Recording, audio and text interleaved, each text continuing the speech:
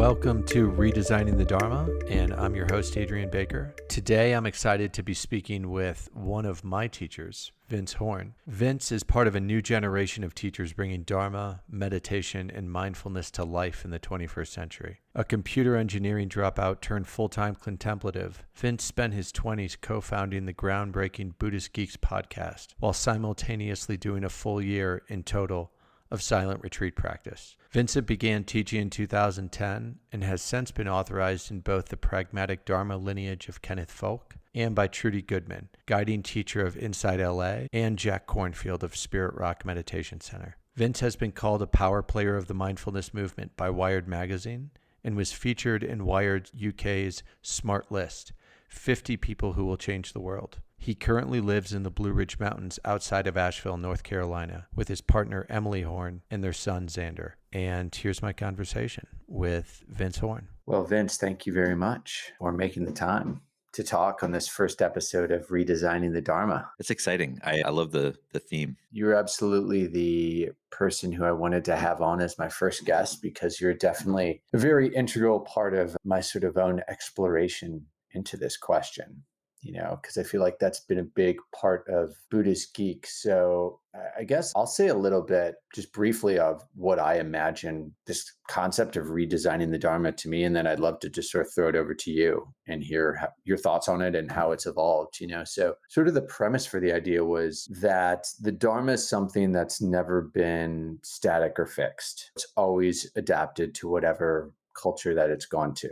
I like Stephen Batchelor's definition of a constantly evolving code of awakening. And I think that's become apparent for me the more I've studied different different turnings of Buddhism, and also even within a particular turning from one culture to the next. It varies a lot depending on the particular culture. It has a different flavor. And this conversation is certainly very rich right now in the West, as it's in its so-called fourth turning. I've also seen ways in Thailand where I could see how it needed to be updated in a place where they were so into tradition, and perhaps to really thrive, it needs to be adapted there. And it seems like people are starting to have that conversation. So I wanted to have this podcast on how we kind of reimagine what the Dharma could look like or how it is evolving, and I know that's what you've been doing on Buddhist Geeks for some time. So we'd just love to hear what that concept even means to you of redesigning the Dharma. How do you think of that question? Well, it's interesting that you're in the position you are because you're an American practicing probably what would be more considered like convert forms of Buddhism, but living in Thailand. So you're kind of exposed to the full wide range of like different Buddhist forms. Not all of it is there, but you know what I mean? You get an East and West for sure together. So that's a really interesting, I hadn't kind of put that together, that's your context. It seems like a great place to be considering these questions. And yeah, I mean, to that point as well, when I was studying religious studies more broadly, but it basically was comparative Buddhism at Naropa, we really looked a lot at the process of Buddhism in modern times transitioning from Asia to America, coming over through a number of different teachers, and the ways that Buddhism changed in its early few decades of exposure to American culture for several decades. And we're well into that project now. I'd say we're a good century or so into that process of Buddhism modernizing and Americanizing and Westernizing and globalizing. And recently, and I think, as you know, in the scholarly discourse around this, the term Western Buddhism sort of faded out of prominence and global Buddhism seems to have taken its place, which is a kind of a recognition of how like interdependent and interconnected all of these cultural streams now are, that it's a little even difficult to talk about East going to West or West to East, because like these currents of cultural movements have happened multiple times over the last 100 years, like many times, and it's speeding up, and it's like every day on the internet now. So to me, when I think about my own background of studying the question, like how has Buddhism evolved, which may be another way of talking about redesigning the Dharma, it looks like it always evolves in response to changing conditions. And we're definitely in the midst of some of the biggest change of conditions that human beings have ever, at least that we're aware of, that we've ever faced. So yeah, talk about redesigning the Dharma. Like how could we not? Yeah. And I wanted to say I like Stephen Batchelor's constantly evolving code of awakening. I think that's a really interesting way of talking about things. Me too. That really resonates. It does center that word evolution, which you picked up on, which I think is a great way to think of it as well. It also just centers the awakening part. And I want to get eventually to the integral approach to Dharma, because I do think that's a very rich part of the conversation. It centers the awakening part, the stream of human development, which has been often under ignored in the West. And then when we get super into the project of awakening, we sort of lose sight of other streams of development as that becomes front and Right. center. Right. Yeah, that's true. Yeah, It's like the phase, I think. I certainly went through that. yeah, as an individual practitioner, that makes sense as part of the journey. And, to your point earlier about redesigning the Dharma, part of what I think about too is this kind of larger timescales of you kind of pointed to it with the phrase the fourth turning, which is a reference to the fourth great kind of iteration of the Buddhist tradition and its evolving code. And so I think of kind of pre-modern Buddhisms, modern Buddhisms, and something beyond that, like something that goes beyond modernity, whether you want to talk about postmodern or meta-modern or integral. There's a lot of different camps that talk about the problems of modernism. But when I think of redesigning the Dharma, I think about having to work with those problems that we've inherited over the last few hundred years of Buddhism interfacing with modernity. That's a lot of where it seems like the work is happening. Yeah. And can you elaborate on that? Like, what are some of the big themes or problems that really stand out to you as someone who's dated where you are in the US?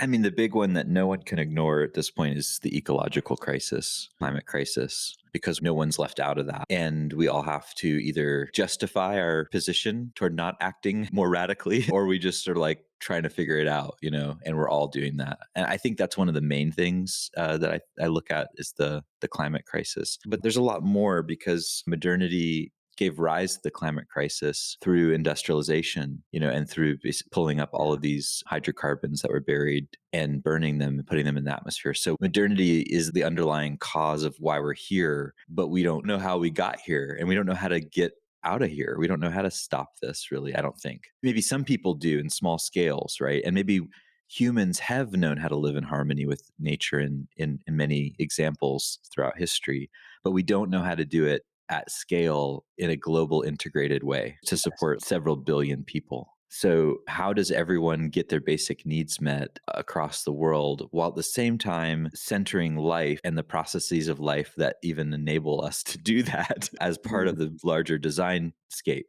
Because so much of design in the past has been on human-centered design, like how do we design for people? But now it seems like we're in a shift where we have to be more life-centered in our approach, because if we just focus on humans, we seem to unintentionally disrupt the living substrate that we all rest on. So to me, that's the primary crisis of modernity, is the way that we're threatening our own existence and don't seem to know how to stop doing that at the scale. See, this is a really rich example. So I'm glad. Let's take what you just identified, the ecological crisis, and kind of go back and use that as a frame to kind of go back to explore a couple of these other issues. So, for example, you talked about a lot of people don't use the word Western Buddhism. It's more of a global Buddhism. And I can certainly see that there's the back and forth. So it's permeable, it's not like it's a clear dichotomy. I see that with yoga as well. But, Right. so let's consider, like, here's how I see some similarities and differences living in Thailand in the way they relate to it versus, say, the conversations I hear going on in the West. Now, in the West, I can see how this is a clear evolution of Dharma that naturally Western practitioners growing up in democratic countries where they have a strong sense of human rights, where they have the ability to participate in the political sphere, naturally saw that move towards activism. And I think, certainly when you realize the sort of truth of the second turning, when it really clicks for you that the truth of interdependence, Right. that awakening is inevitably a collective process, that it cannot possibly be your own little spiritual journey, that's a very natural move to start integrating political activism. And for a lot of people, they didn't even have to have that second turning. It's just part of the culture. But I think when I look at Thailand, there's a difference. The similarity is consumer capitalism does something that's similar everywhere, it erodes interest in spiritual life and these other concerns. It erodes traditional bonds. People do become more interested in material things. And you see that wherever you are, whatever religion there is. So that I see as similar in Thailand. But even though actually there's a very, especially in the last year, there's this really rich movement for democracy among the younger generation who are really sort of pushing the envelope for how Buddhist ties are. And it's a huge part of the collective identity. I don't see a lot of the language, like using the language of the Dharma to sort of frame that struggle. And that could be that it's happening in Thai, in Thai language sources, and I don't see it, though I have a fair amount of friends who are Thai who are very into it. And I feel like I would hear about that. So I feel like that's one example kind of the differences, the sort of nuances is how things unfold through culture. And this could potentially be a rich part of it going back to places like Southeast Asia is, I think people are hungry for that. It's just that connection isn't clear. Right, between Dharma and democracy. Yeah, and of course, that's a very old historical thing, the way that ruling political systems will give patronage to those religious movements that don't challenge their power, right? Right. We're happy to support the Zen renunciates who are off in the hills because they're not challenging the status quo or whatever it is. That makes a lot of sense. And to me, it brings up the question of, redesigning the Dharma. So is the reason for that could be multivariant, of course. Like, why aren't Thais using the language of Dharma in pursuit of democratic reform? Is it because the language of Dharma isn't really compatible with that, or just doesn't have much to say about it? Or is it because they haven't made that leap themselves of kind of questioning their tradition and reformulating things such that it could be something that's compatible with democracy more? I wonder. Yeah, That brings up that question. it does bring up those questions, and they're great ones. And I also want to say, if there's anyone Thai who's listening who's like, hey, you're totally wrong, this is happening, I would love to hear that. I hope it is happening. So please reach Yeah, out. But cool. my sense of that is, and this is where it gets really interesting. I think there are challenges in East and West with adapting the teachings. I think, and I'm going to paint in broad brushstrokes, but in a traditional Asian country, there's such a reverence for tradition. And even for those who are questioning, who are willing to question it, then there's issues around social harmony and you're stepping on taboos. And I think the challenges are, number one, it is tradition. And even though it's ironically a tradition that's premised on impermanence, there are other cultural values at play that religion always interfaces with. And there are other very stabilizing forces in Asian culture that says, like, no, this is the way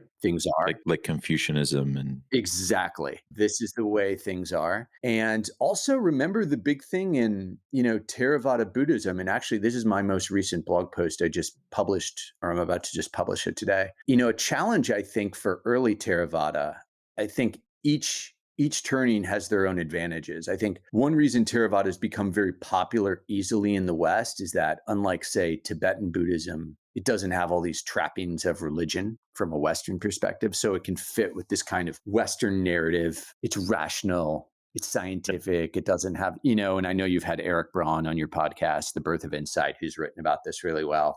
But I think the challenging part about Theravada is that it is explicitly a monastic tradition. yeah. And that's very clear. That's the answer. There's not a householder path. Obviously, people are redefining that and redesigning that in the West, which is great. But I do think that is the challenge for Theravada practitioners is it's always orienting you in a particular direction. It's designed to have a particular end, right? And they're going back towards those early sutras. That hasn't changed. And so that is a challenging part for Western Theravada practitioners. How do you integrate what was clearly not designed to be a householder path into householder life? And I think for Theravada practitioners in Asia, they haven't taken up that challenge the way that Western practitioners have. And to be fair, I think this is a nuanced conversation because it's not only Theravada, because in Burma, apparently there's quite a strong tradition of lay practitioners. So there are other variables. In Thailand, that really wasn't the case. The way that lay people relate to practice is really through offering merit. And there's very much this attitude of people sort of playfully joke like, oh, maybe in my next life, I'll become a monk and then I'll go for enlightenment. And there's certainly not monks or householders who are very interested in Dharma, who have sat a meditation retreat. It's a common rite of passage for men to ordain at some Mhm. point in their life. And I believe there's a sort of resurgence recently among particularly more educated and affluentized in meditation, which I think is part of that Dharma coming back The this way. global movement. Yeah. Yeah, the global. But I would say the percentage of Thais, I mean, I would love to see it, but the percentage of Thais who have a regular seated meditation practice, who view Dharma as a contemplative technology that you have to apply, like, I think that's a very, very small percent, Mhm. a very small percent. I would be surprised if it were more than Right. 10% Which Thais we who could have, do yeah. describe that as the modernization that I was talking about earlier. That would be like Buddhist modernism, the folks that are doing it as a contemplative Yeah, psychotech. exactly. And I've heard a similar phenomenon, for example, in India. I've heard in a lot of ways people have gotten more into yoga, as in a narrow definition of yoga, but asana, modern postural yoga, because in a lot of ways it got popular in Western places and then came back to Right. India. In that Yes. even though India invented it, it fueled a resurgence of interest in it. Right. Yeah, that really is the history of Buddhism in a lot of ways. Maybe it's all traditions are like this, where they spread somewhere and they evolve and adapt in that new ecological niche, and then they can reseed the original place where they propagated from. And of course, it can take in a new way because it's changed and become different. Makes sense. It completely makes sense. It completely makes sense. So we're in this weird position in America, for instance. We were on the receiving end throughout the 20th century of all this sort of influx of Dharma teachers and then eventually books. And, it became a whole religious network of practice. And now we're in this weird position of kind of exporting some of the things that came from that, like mindfulness, as an example. That's a global export and it's going everywhere. Like, you were part of the mindfulness meditation teacher certification program that Jack and Cornfield and Tara Brock put on. My wife Emily's one of the mentors of the teachers there, and the growth of that program, it's probably the best mindfulness teacher program I think out there. Mhm. It's crazy how much it's growing. The last few cohorts have been on an exponential growth curve. So and from with people training from all over the world. I mean, yes, it's centered more in Western countries, but for sure folks in Asia, a lot of folks in Mm. Asia who are training to be teachers. So it's like mindfulness is definitely going out into the global marketplace with this current, like you described it, like the global tidal patterns or whatever, these like kind of shifts over time of ideas moving back and forth. Yeah, and one good example of that is I notice within Asia, I definitely see that interest in mindfulness. And it's the more urban of an area you see in any country in Asia, the more you'll see Totally. that, right? Because it's a Totally. center for global consumer capitalism. It's more cosmopolitan, it's more network. So people in Singapore tell me how mindfulness is the buzzword a lot of places. And if you're from Seoul in South Korea, if you're from the bigger cities in China, wherever, people are talking about that. So it's like this cosmopolitan international. Weren't you doing some mindfulness teaching in Chiang Mai when you were living there? Yeah, I did some, though. That's not super cosmopolitan, I know. Yeah, no, it's interesting. They've got this subset of digital nomads and things like Hmm. that who are there. So there's certainly part of that. But in Chiang Mai, that's a real hub for people who are into meditation. Right, So like retreats and stuff. yeah, and it's just so in the air in Chiang Mai. There are temples everywhere. It's kind of like the hub, even within Thailand, in a lot of ways for those meditation centers. So Chiang Mai is almost a different example. But, in some ways, you'll have a conference in Chiang Mai and you'll meet people from like all over Asia, Mhm.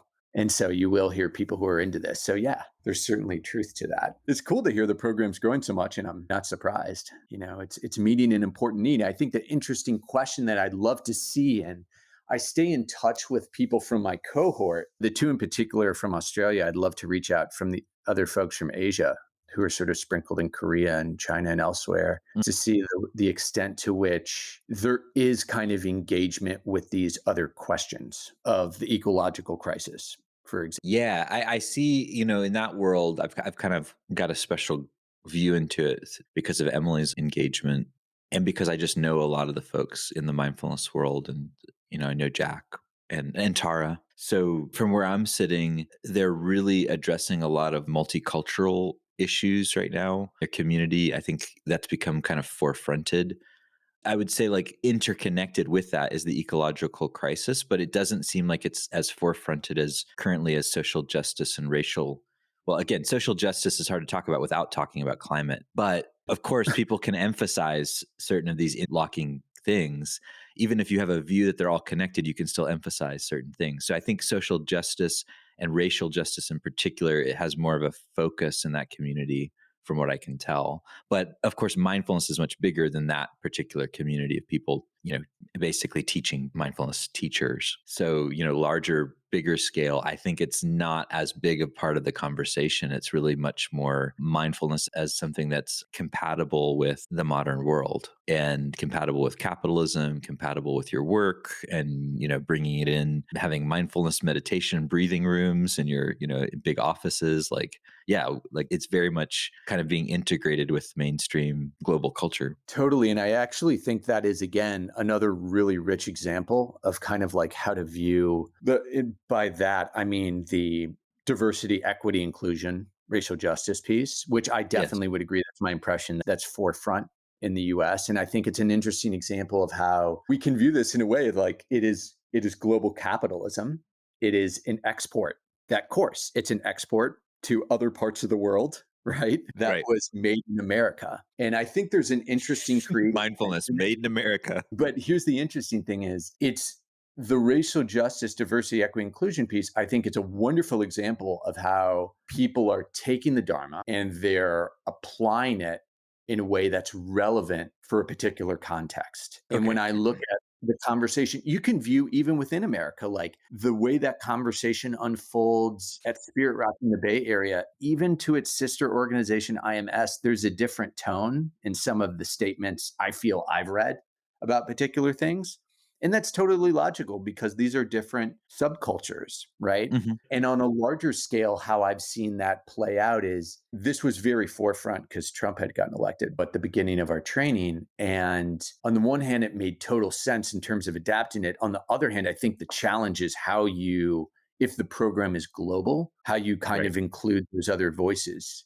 I think some people for Europe probably found it really relevant and resonating with some conversations over there. But again, it's very different racism in Europe, right? Because they have a different history of it. I looked around and I talked to other people from Asia. I knew just from living in Asia before they said anything, I was like, these people are confused. Like, unless you're Asian American, like the vocabulary, the things people are talking about, the way Americans talk about these things, it's very different. And so I think there's this interesting tension that's like, wonderful, you've readapted it. And the challenge for Americans, even very progressive Americans, I think, is they're not always cognizant of the extent to which they are reflective of the American bubble. Sure. And there's going to be a challenge when that goes back somewhere else. Yeah, right. So that's right. So it's like we're exporting everything, including our unconscious ethnic and national biases. So we take like our situation here, trying to adapt to that, and then that's what gets exported to places where the situation is different.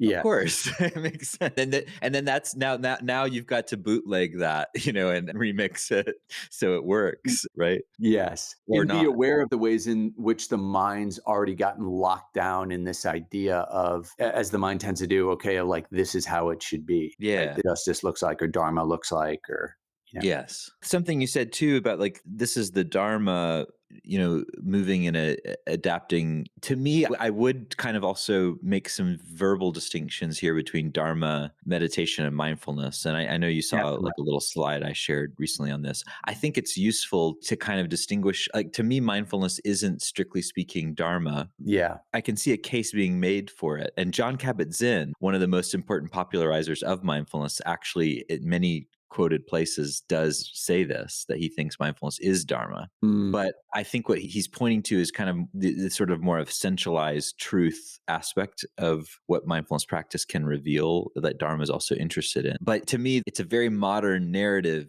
because, in a way, we're sort of assuming there's something that's separable from our concepts and our sense making. And we can talk about that thing which is beyond our conceptual. He's like, okay, how do we talk about it though? What is this essential truth that's true no matter how the exterior form of it changes. And what is it that makes it true? If you're changing or redesigning Dharma, at what point is it no longer Dharma? Truth is the translation of Dharma that I use the most. At what Mm, point is it no longer true? If you say, okay, the first noble truth isn't life contains suffering or dukkha. The first noble truth is life is whatever I want it to be. Is that still Dharma? right, right, right, right.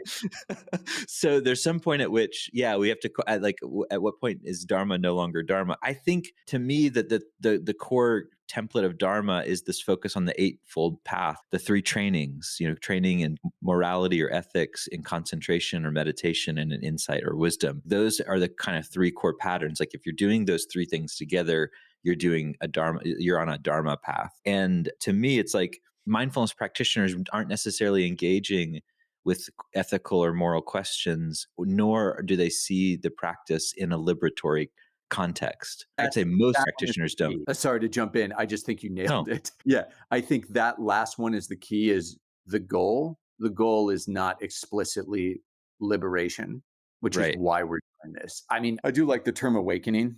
I Yes, think awakening is I a good translation. I do, yeah. And I think, and perhaps this can be the pivot to the integral Dharma part, but, I found for me the training with Jack and Tara, which I would highly recommend to anyone who wants to do a mindfulness teacher training. It was wonderful, and it was the right thing for me to do at that time. And I think my big takeaway from that was it made me realize that what I really was interested was Dharma, not secular mindfulness. And I think I started to realize this more from doing more formal retreat in a Buddhist context. But I started to realize that the teachings, it's not just meditation as a technique that liberates you. That's very clear from the Mhm. teachings, right? It is applying all of these teachings, including the ethical framework, and really putting awakening front and center of the goal. And that is definitely a difference between secular mindfulness and Dharma. And I think the way Ken Wilber talks about it is a really nice way to kind of just bring it down from this lofty ideal to a more grounded place to say, you know what, there are many streams of human development, and this is just one stream of human development. I think that's, Yeah, awakening can be understood as one stream of human development, like kind of like a spiritual intelligence or something. yes, But I think the Dharmic path can be seen as more than just one stream of human development too. It can be understood as like a way of life that touches on its own kind of integrative approach in a way. But I think it depends on what you mean by awakening, I guess. yeah, I mean, it's a, that could be, That's something Ken does. He does make that yeah, distinction. He talks about the difference between horizontal and vertical enlightenment in his book, Integral Spirituality. And I like that distinction where horizontal enlightenment is what we normally think of as awakening. It's what you're describing, I think, of like that line of development where you push your meditation practice and you push your reality to the point where you have these deep transformative insights into the nature of who you are and what this is. Yay, you've awoken. yes, And then what we're waking to doesn't change anything about conditional reality, really, fundamentally, right. especially outside of your own perception of it. So, there's this broader way of viewing awakening that it covers a lot more territory. And this is where I think Ken Wilber's theories and his description of the fourth turning of Buddhism is really apropos, because he's, more or less trying to point out the things that have traditionally been left out of the spiritual path and say, hey, we have to account for these things as well if we really want to consider what we're doing a comprehensive or inclusive path. Yeah, I like that. I like that a lot. So where do you want to go with that? Could you actually sketch that out a little bit more? Yeah, so Ken would probably spend an hour sketching this out. So if you want the full sketch, you can look this up. Plenty of places online where he sketches this out in great detail. But the short version is he talks about these different, sometimes we think of them as the different ups, the different ways you can wake up, yes, but also grow up, clean up, and show up. And then he's added another one recently called opening up. So there really are these 5 domains that he points out. Waking up is the one we're talking about. That's one of the ways that you can do this, that you can grow, so you wake up. But then growing up is considered different because it's more about human development and our capacity to make sense of the world. And it's been a long-standing observation that a lot of very spiritual people who are quite awake and share really brilliant teachings and writings and are innovative and creative and groundbreaking can also simultaneously have really ethnocentric views and be misogynistic or patriarchal or be like hyper egomaniac, Yeah. asking their close students to do things that are completely inappropriate in any normal social context and not taking responsibility for the impact of their actions. Like this is very common. So it's like you can see that both of those things can be true at the same time. That must mean that these are somewhat independent forms of intelligence. Ken just comes to Yes. the natural conclusion. Someone can be very mature in terms of their quality of making sense of the world, but not be very awake. Vice versa, someone can be very awake but not be very complex in their thinking. Someone can be very awake and have a lot of unprocessed psychological stuff they need to clean up. Mhm. That's the third one. Cleaning up means taking care of your psychological stuff in a more of a Western psychological sense of like owning the dissociated parts of yourself and stop projecting and transferring them onto the world. And then showing up has to do with being fully who you are, a unique expression of your deep self, your unique self in the world, actually showing up and giving what only you can give. And then opening up seems to refer to the recognition that you said, like we have these different types of intelligence, different multiple kinds of intelligence, that once we start to deepen in certain of these, it's weird, right? Because some parts of us are very open and very developed and mature, and other parts are like less so. And Mhm. so opening up refers to opening up the depth of what's possible in our different intelligences, from the things that we're strong at to the things that we struggle with or that are like our Achilles heels. It's like opening up Mhm. that intelligence to be more active. So those are the things that Ken talks about. Like for him, a fourth turning would include at least those five explicitly in its path of how it addresses each of these and makes space for them and discriminates between them. Instead of what often happens is they get collapsed into each other, where someone thinks that by waking up, they're going to solve their psychological problems and they're going to be the most mature person on earth, and the Right. truth is far from that. And that by waking up, they're going to somehow find themselves living the perfect life where they're doing their dream job. It's like, no, you're not going to be a perfect person who's doing your dream job that's perfectly psychologically healthy and is super mature because you had some experience, of your breath rising and passing. Or even beyond that, like even the fact, and of course, there's different language for different practices and paths, but even if you can always really drop back, let's say, into awareness, into the ground of being, and understand that whatever you're experiencing is really just another expression of the ground of consciousness and not become identified with it. Like that's a major shift that's going to change your life, but it's not dealing with the contents of consciousness. Like that's the whole point of it. And when you have to act in the world, ultimately, you're going to have to deal with those contents, right? Because they reflect your unconscious. They reflect the stories that you believe in and the values they have and those priorities. I mean, this is great you're bringing this up. I think this is so clearly connected to this larger question that we started at the beginning of the show, which is, what's this mean to redesign the Dharma? And I think it's expanding it beyond awakening, right? It's expanding it beyond awakening. And like you said, the Dharma is a path. It's an ethical framework that can serve in other ways to guide your whole life. And I think the West has added a lot of value in this respect in terms of integrating psychology, Okay, so because that's you're getting to me at one of the central problems of redesigning the Dharma, which is, so far how the Dharma has been redesigned, it's followed this trajectory of modernism, of modernization. So meditation got unbundled from Dharma first. That was one of the first things that got kind of delinked from the traditional package of ethics, meditation, and wisdom all together as three interlocking trainings. Meditation kind of became central and the other ones got de-emphasized as Buddhism modernized. And I'd say the insight meditation community is a prime example of this. And this is the community that I practice and trained in, that you've done a lot of practice and training in, and one that gave birth to the mindfulness movement. So it's an important cultural case study because, when I went there was Buddhist elements for sure. And we talked about this, a little bit online. We went back and forth, but they emphasize meditation. And you can be of a different religious tradition. And that was often hailed as something very positive in those communities. Like you can come from a different religious background and learn these techniques and still experience the liberation that was pointed to without having to buy into the entire religious framework. And to me, that's a modernist move that decouples the original traditional metaphysics and the traditional goals of Dharma, retranslates them to make them more palatable in a context where there's people from a diverse array of different backgrounds and faiths. And that's the initial move. And then mindfulness comes out of that. It's a further unbundling of meditation. It's like one way of meditating and a particular kind of idea that's central in Buddhism that's kind of completely then taken out of that context again.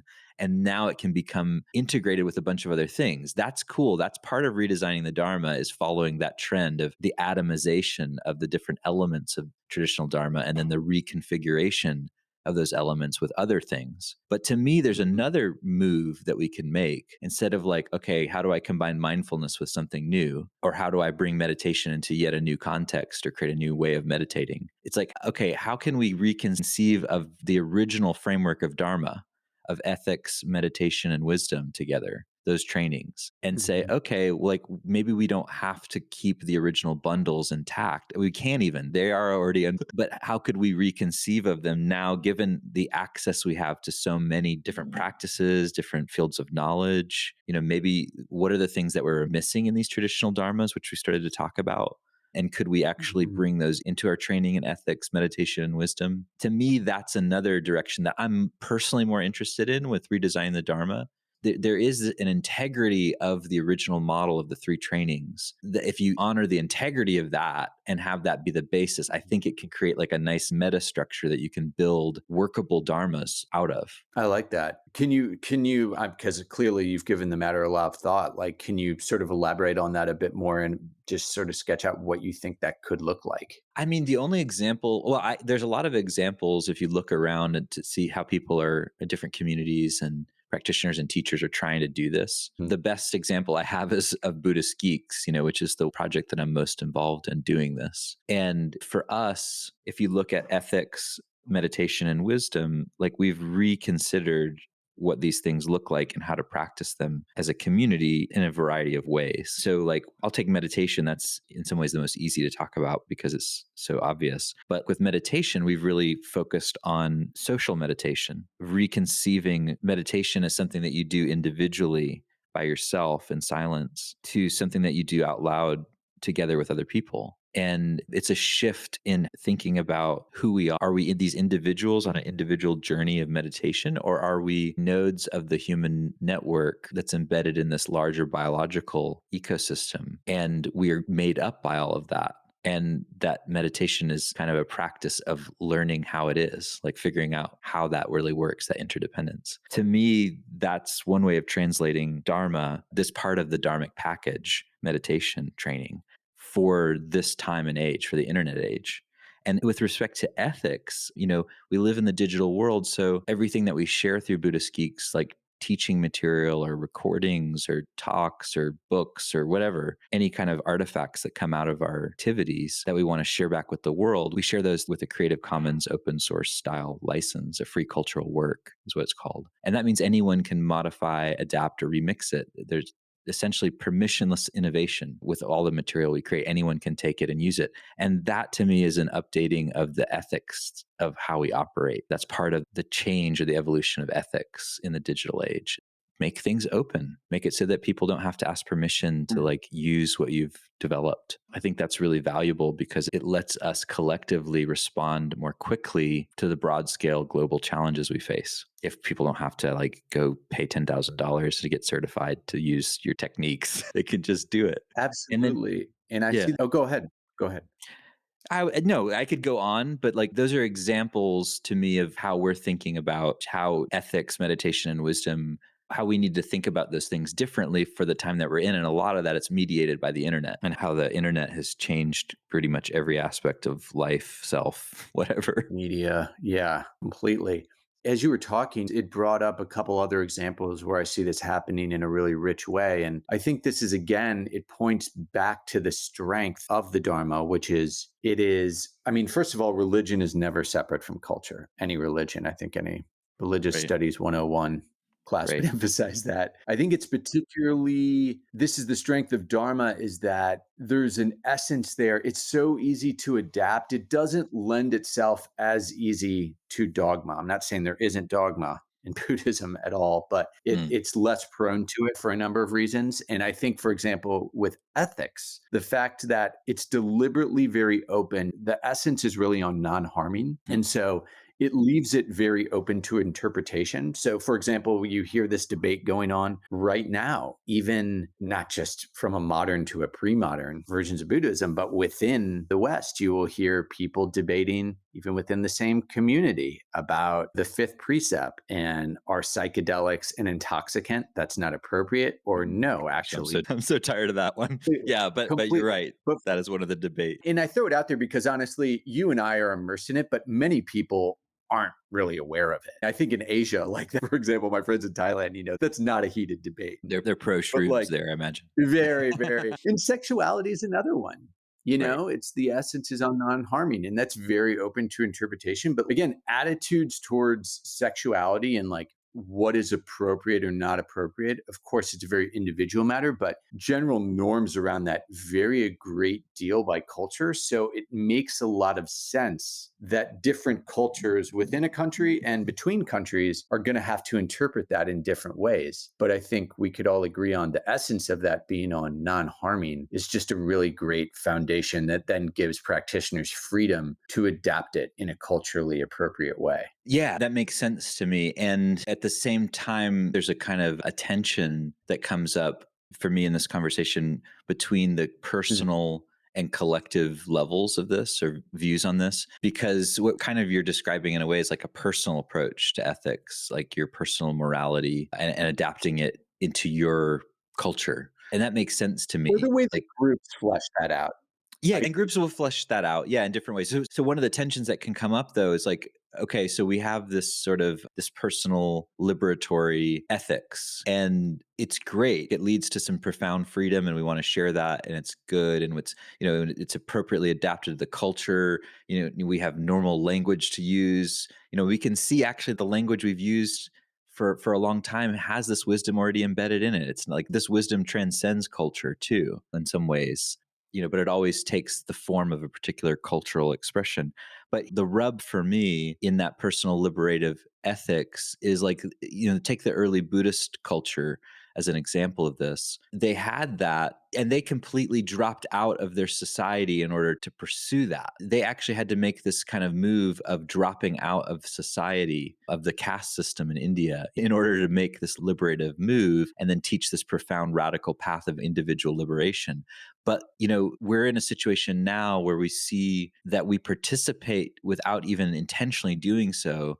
Just by living how everyone else lives, we participate in these systems of harm, and we're all murderers. Even the fucking vegans are murderers. And, it's like everyone participates in these things without knowing it from the moment you're born. And that level of collective harm that's happening at a level that it can go invisible for many people if they don't know how to look at or see systems. And to me, that creates a tension potentially between different levels of ethical development. There's the level that can only see things in terms of personal, and then there's a level that can hold the systemic too. And that's different because then you're like, oh, wait, being a Buddhist practitioner also means I have to look at how I live and how I participate in these global systems of extraction. Actually, whoa, holy fuck. That's not going to be how it gets adapted right in Thailand, I imagine. Like that's not going to be the conversation anytime soon, I would guess. I could be wrong. Yeah. Maybe it is. No. I mean, I shouldn't have put you on the spot to speak for the Thais, but No. sorry. I don't think you put me on the spot. I think it goes back to what I said at the beginning. I feel like there's a really rich opportunity to apply this in Thailand, but are there plenty of individuals doing this? Yes, but on a collective level.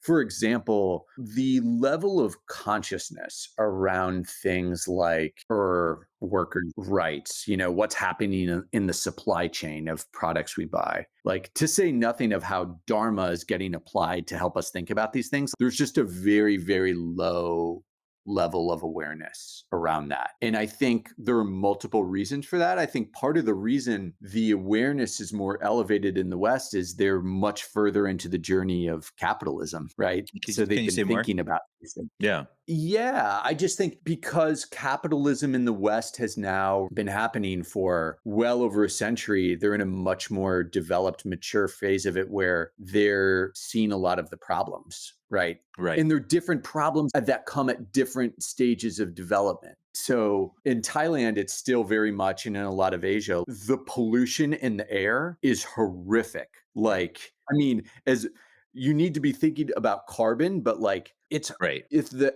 air you were breathing in was so toxic, your attention would be a lot more focused on that than it would Right. be on Like carbon. It doesn't mean you can't think about both, but the mind is designed to handle more immediate threats. Right. right. Totally. That's true. That it's easier to develop that capacity to notice and respond to immediate threats than it is to these larger abstract threats that are maybe more serious, actually, but less immediate. Yeah. So I would say that's part of it. There's Yeah, something to be makes said sense. about being at different stages of capitalism with different problems, but there are multiple things. It's part of the education system. It's part of the rule of law.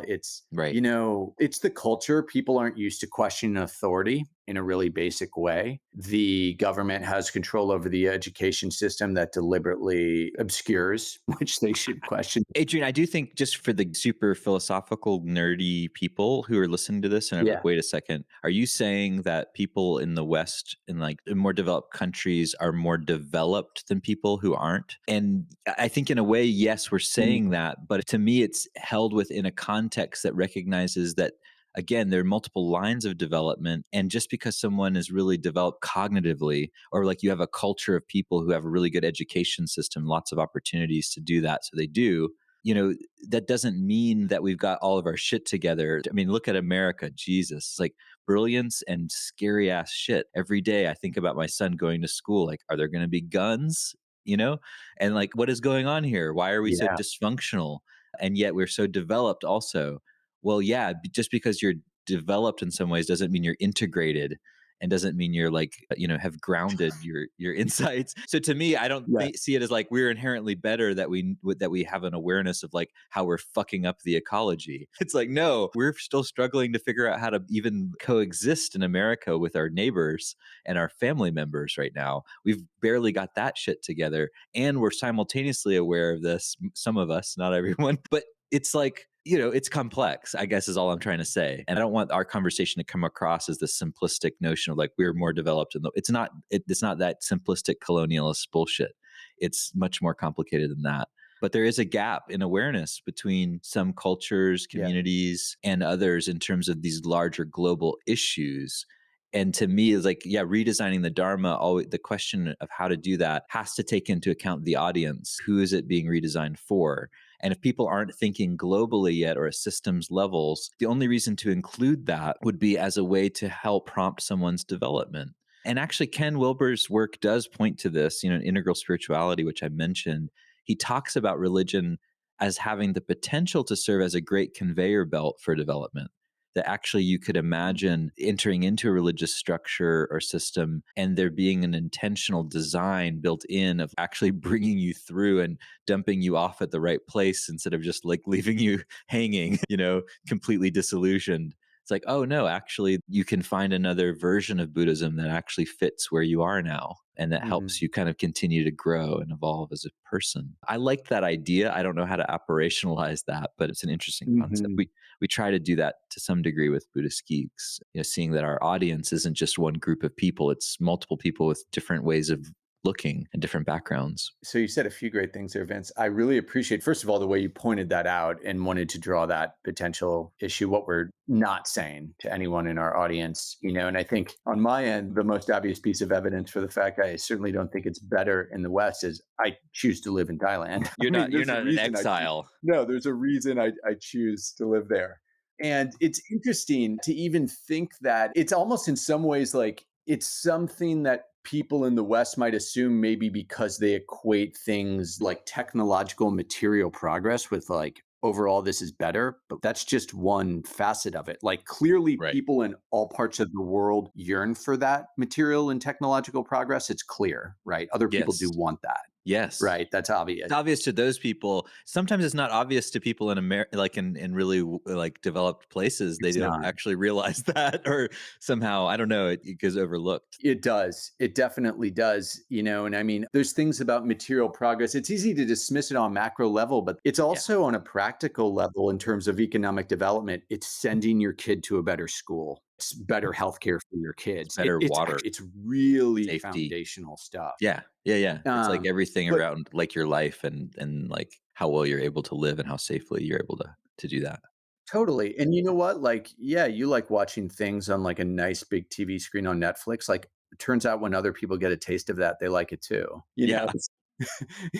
And there's nothing wrong with it, like in moderation with enjoying those benefits. But I want to point out another example of something you said where we're talking in some ways about different levels of psychological development. And this is tricky. And I know I heard a good Rebel Wisdom podcast where they talked about this recently, the challenges of talking about integral theory, where it can Mhm. be sounding like you're talking like a higher level than someone else. And I do Right. think that's a challenge. That's not the goal. Let me give it on a really practical way as an educator. I think, for example, the way you were sensitive to that comment and you picked it up, and I wasn't so aware of it talking about it, is because you live in the United States and I live in Thailand. And in the United Right. States, people are going to potentially jump on you really quickly for that comment, whereas in Thailand, people would not. And if someone did jump on me from Thailand, it would probably be an American or a British person who is visiting in Thailand. And why is that? Well, there are a number of cultural reasons for that, like how you communicate. Are you confrontational versus not? Like, there are different variables, but the calling out of ethnocentrism, the critique of that, for example, the critique of American history books as promoting this sort of imperialist or colonialist, like the debates people are having in America about this stuff. I used to teach history in a K-12 context, just for people who are listening. Okay. I can't even begin to tell you how far beyond other countries that is. Right. Like way before you get to like 1619 Project, just having a critique, which people were doing in America, I mean, certainly by the 60s, probably before that, of like, oh, what are history textbook teaching? They're teaching this kind of patriotic, I'm thinking of like Howard Zinn's A People's History of the United States. They're Mhm. teaching people just to sort of fall into this dominant paradigm as part of this dominant culture. They're not questioning imperialism. That conversation that was happening at least 70 years ago, like that's not even close to happening now in Thailand. So people could say and will say very ethnocentric things in a public space. Public leaders will do it and they won't be called out for it. And they won't be called out for it because I think people don't really see that. Like the blaming of immigrants, for example, as part of the Mhm. problem. Like that's the classic textbook move wherever you are. Right. I think the fact that people are very sensitive to that in America is an example of how developed America is in terms of sense of human rights and in terms of Yes. I agree. ethos that roots people in a world centrism that Yes. doesn't exist really in Asia I mean, it's like that. tenuous. Yeah. But at least the fact that the tricky thing about America is I think people rightly point out this big gap between their ideals and reality, but it's because America kind of sets the bar very high. In other countries, if you be like, well, you're discriminating, you're not treating all people equally, they'd be like, yeah, because like Japanese is made, Japan's for Japanese people, Thailand's for Thai people. I mean, like it just, you couldn't fall back on that world centric Right. move. It's not an And assumption that so, all people are created equal. Like there's not that fundamental no, kind of assumption built into the culture and the governance. no. And there's so many different things around like the way, practically speaking, like libel laws are written, where basically if you wrote something that was like critical of a corporation, the corporation could sue you. And they use that law to journalists in Thailand, as an Mhm. example. Right. I mean, so again, just back to the theme of redesigning the Dharma, like how these conversations happen, it has to happen in a way where we're recognizing, and I've heard you say this a lot with the culture wars in the US, which I think is so helpful. We have to recognize that different people are at different levels of development and Yes. have compassion around that. Compassion isn't condescension, and it's also No. open to what we don't know as well. But truly, different people are at different levels of development. And it's not something to feel a sense of superiority over, because if you truly get the teaching of no self and how things arise and come together, you would understand that any development you had was not due to some special independent self. It was literally just a matter of causes and conditions. You happened to be born in a particular country, to a particular set of parents, to a particular set of socioeconomic circumstances, et cetera, right? And then you have your own innate drive and I think unique Yeah. self and all of the things that you bring. I think we bring stuff to the table independent of those conditions somehow as well. Maybe this is my more traditional Buddhist No, side coming out, you're but right. I think, every person is unique and they bring something to the table as well. It kind of like it disrupts the causes and conditions that they inherit. And thank Mm. goodness in some cases. Yeah, I totally echo that sentiment. And I also think, again, that's a little part of how it gets adapted with different cultures. Like in a Western culture where we prize individualism, we are a Mhm. little more inclined to leave more room for the individual expression, right? Mhm. And it's a little less about perhaps conforming to a particular ideal, right? This is what it Yeah. means to look like a Buddha, an awakened person, fill in the blank. Yeah, which is great in some ways because we're creating more of a culture of autonomy and agency where people can kind of feel like it's theirs. They can own it. That what the Dharma is theirs. And I like that. And of course, that gets taken too far on the other Hmm. side, but way too far. But yeah, it does afford for some interesting things, doesn't it? The focus on individualism. And I spend a lot of time critiquing it because I spend a lot of time in groups of people where the assumptions of modernism and rational individualism are sort of predominating. But you're right, depending on the context, these critiques can just be tone deaf or context deaf. If you're dealing with, like you said, a culture where it doesn't have a sort of solid foundation of world centrism as the basis of the country. And frankly, that's still pretty Hmm. rare. It's still pretty freaking rare. Oh, it's very rare. Yeah. It's very rare. Yeah, and we've taken it for granted, I think, in America for a number of decades now. So we're kind of feeling that the Oh, crisis very of much so. democracy, which is one of the other things I think redesigning Dharma has to, like democratic countries, people redesigning Dharma. How do we not take into account the crisis of democracy? We use holacracy at Buddhist Geeks, which is kind of in some ways a small response to the failing of democracy. It's like, well, maybe there are better ways of organizing at scale. Maybe there are other ways we can make decisions that are smarter and more adaptive to changing conditions, at our like business scale. I don't know about the global scale or the national scales. I still think self-governance is better than authoritarianism personally. But, how do you actually have a functional self-government? Like our democracy here is not super functional by a lot of measures. It's flawed technically. Yeah, and I think, to say the least, but it's still, again, it really depends what you're comparing it to. I mean, there are so many problems. And of course, those problems in some ways are even on greater display when you're on outside of the country, but there are all the things you take for granted too. I mean, you could also say the past 4 years showed the remarkable strength of the rule of law. In There's some ways, yeah. the strength of the rule of law in the United States, for example, is a major, major asset that people do take for granted. And if you go to a developed country where there's widespread corruption and a weak rule of law, you will very quickly become cognizant of the difference between a country that has rules on the books, but they're just there in theory. And it depends how they get applied versus like, no, you were speeding and it doesn't matter actually that you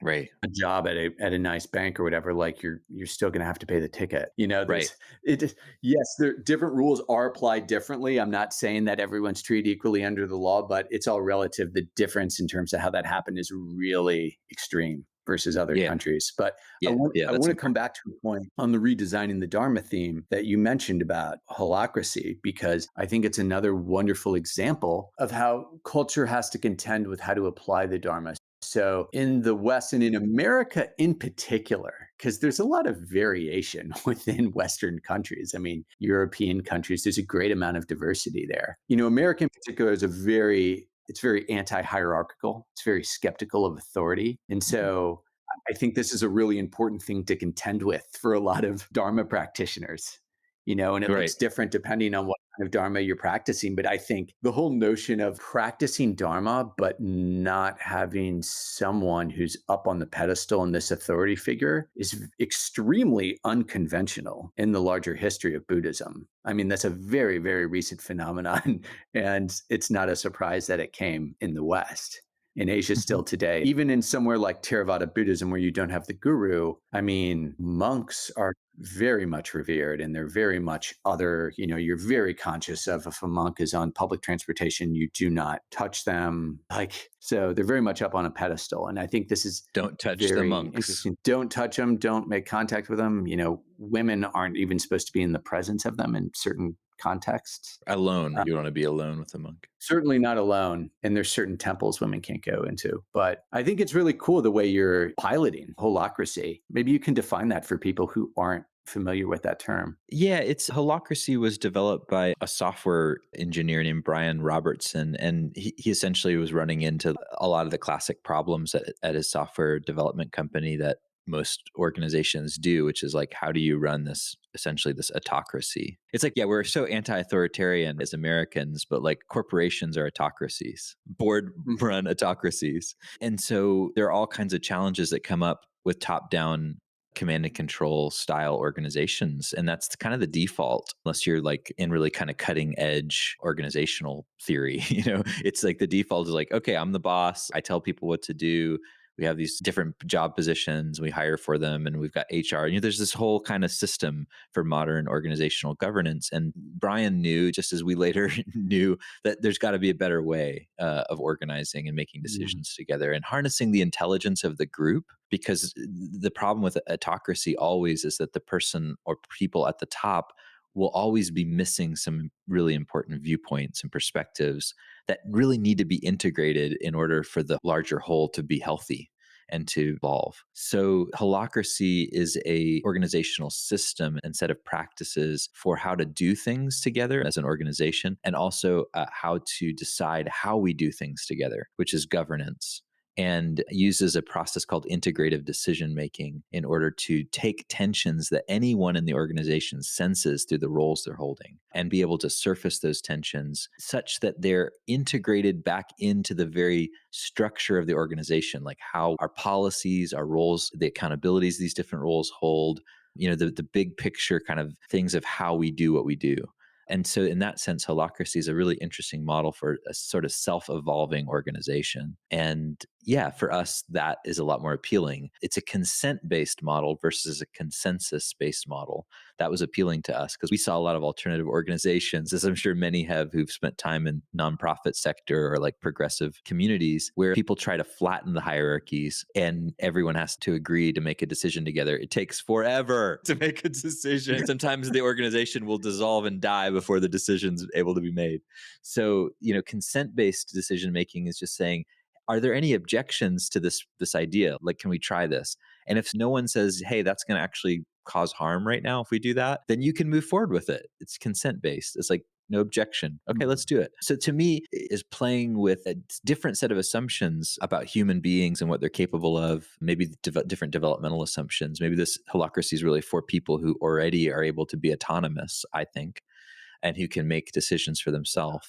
It's just a new way of operating. And for us and what we're doing, it's really interesting. I wouldn't say like everyone needs to be doing holacracy though, because it does take a lot of like conceptual investment and education in order to even get the basics of why we'd want to do things differently. And why would you want to be able to integrate objections from everybody who's holding roles in the organization? Like some people wouldn't just even get that. Why would you want to let the janitor, make decisions that affect the company? Vince, I just want to be told what to do. I mean, right. Some people do. Can't you come up with that? Some people do. I mean, I'm joking, but no, I know you're right. but some people do, Yeah, it's true. Just part of the challenge. Hey, I'm conscious of your time, but I'd love to ask you sort of one final question if you've got a few more minutes. Let's do it. Okay, cool. Whether it's on an organizational level or we're talking about the level of culture, But something that you said several minutes ago made me think of this. And it's part of the challenge that I see now in America. It's how we're having these conversations compassionately, challenging conversations compassionately, recognizing that people are at different levels of development. And I think, how do we have conversations where, and I think I was thinking this sort of the US versus Europe in different places, where our valuing of diversity truly embraces people who have a diversity of perspective. Because one thing I see right now from an outside perspective of the US, and again, I mean, I'm making sense of myself also as an American, because I am American, that form my condition. And you spent some time you've spent extended periods of time in America since you moved over. Yeah, that's true as well. So it's not like I've been cut off. And I listen to a fair amount of American media and politics and culture. So I just try to stay in touch. But it seems like people are valuing diversity, but not valuing diversity of opinion. And from a Dharmic perspective is, how do we stay in the conversation with people compassionately, but also with discernment and with respect of boundaries in our own position, just have a different view of us. And I want to say, from some sort of larger perspective, not everyone is going to be down for this. We can't have a rational conversation with everyone. So I think it's thinking about what are the norms of having a conversation, but not really pushing back against the current trend of what the media is doing to us in terms of manning us into these different silos of information where we're only consuming media from people who agree with us. And then we're just constantly judging or shaming everyone else who just has a different opinion of us. I think part of this has to come with just actively expanding the definition of diversity to really embrace diversity of difference and perspective. And I think also this is where Dharma has a lot of value to add.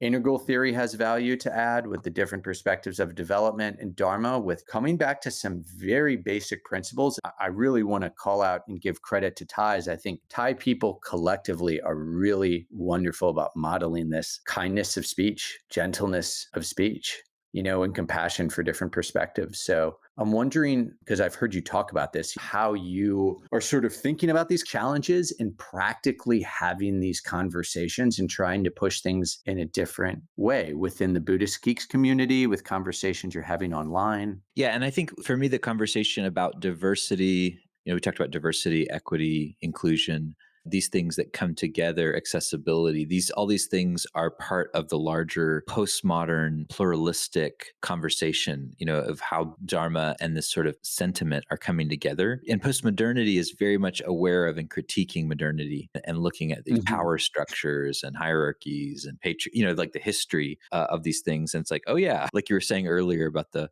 untold history of the United States. It's like, oh yeah, this is the untold history of modernity. And when I situate it in that framework, I can understand that it's really a great thing that our traditions are evolving to the point where we're starting to include difference as being something we want to intentionally make space for. And because that's hard to do, actually, to make space for difference. Difference is exciting, but it's also creates a lot of tension, and it can create ruptures of cohesion. And so to me, it's a very sensitive topic. And what I can relate to with the diversity initiatives that I see playing out, it's the desire to include more, to include different perspectives and more ideas and points of view that are being left out of the conversation and community. And what would it look like if we actually were able to include those points of view? How would that transform what our communities look like and what they focus on, what they value, how they practice together, how they frame the goals of the practice, etc. All of these things change and transform as the Dharma is redesigned. What you're saying is true. There's something going on in postmodern Dharma that feeds into the culture war in ways that I think are probably unhelpful. And I would say I've done this as well, myself, participated in it, which is how I know about it. And so for me, what I would say to progressives like myself is like, we've got to just own the moral superiority of your fucking viewpoints, which means acknowledging development. I think if we do that, then there's a lot less contradiction in the sort of moral superiority that we're taking as a community.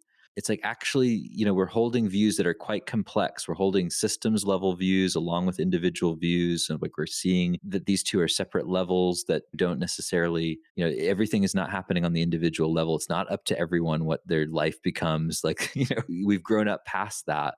And yet we don't really know how to make space yet, I think, for people at previous stages of development. That really is the problem. So we end up alienating them by just being morally righteous jerks and by doing a lot of the same things we're critical of, being extremely ethnocentric in a lot of ways, if that makes sense.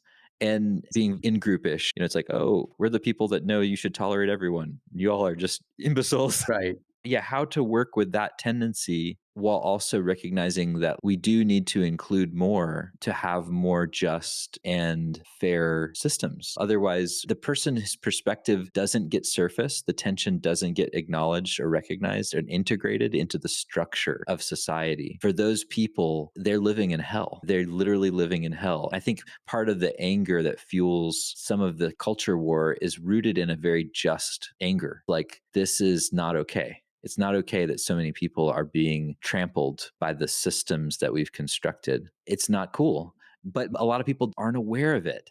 Like you said, what's happening with the 1619 Project is so far ahead of the discourse that's happening in a lot of countries. So we have to find some way to include the people we disagree with enough and support them enough that they can grow and develop and actually have the chance to see things with a broader view so that they can come around to seeing what we see. How do we do that? I think that's a really hard question. I don't know. But I can see a lot of examples, like you're pointing out, of ways that it's not working. Yeah, that's where I'd have to leave it, though. Yeah, I mean, I think it's a good place to leave it. I mean, certainly opens it up to a whole nother conversation on that topic. But even just what you said right there, I hope that message gets out to people. Just enough to give people pause, because I'll say I've experienced that coming back, and including in Dharma communities where I thought, Right.